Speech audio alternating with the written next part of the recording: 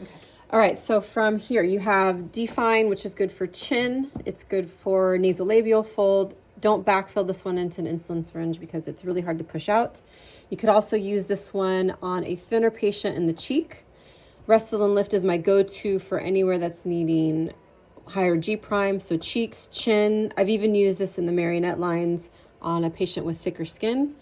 Kiss is the go-to for lips. You can also use this as a backup for marionette lines, nasolabial fold. It's very soft and really hydrating. Versa is going to be in the middle between Kiss and Contour for the lips. So Versa is on label for the nasolabial folds. Fuller lip, I wouldn't use it on a thinner lip that just wants something very subtle. It's going to look unnatural on someone with a really thin lip.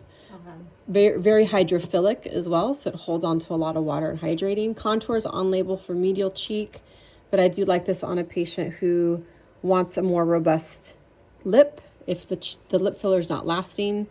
But you could use this also in a marionette line on a patient with thicker skin. You can use this in the chin. You can use this. Jawline might be a little bit tough, but contour is going to be a little bit more robust. Skin Vive, just think about hydration. Skin booster. I don't use it on label like the grid pattern on the cheeks. I just use it normally like I would every other filler. Okay.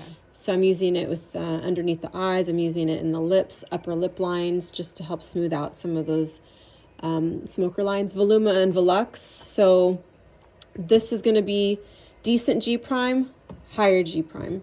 So chin, cheeks, jawline.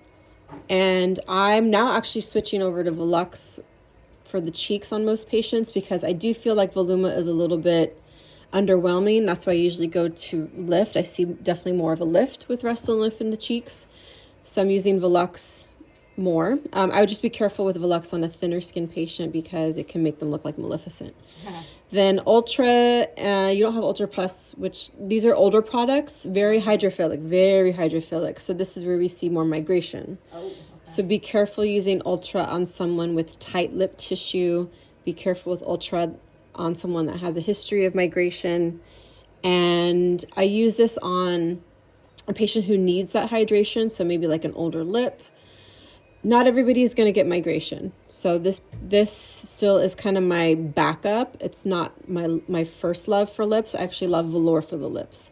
So velour is really soft. I would compare it to Restylane Kiss. Velour is also good for marionette lines, nasolabial folds, fern technique when you're doing more superficial lines. Volbella, I'm not using that much. So Volbella is on label for under eyes and for lips, but this is dilute too, or hard to dissolve. I mean, hard to dissolve any of the V products. they're all hard. They're Vicross. The Vicross technology, their cross-linking is different, so it's going to be harder to dissolve. Volbella, I've been underwhelmed with. Okay. Okay, so Volbella, I usually don't use that. That'd be like backup.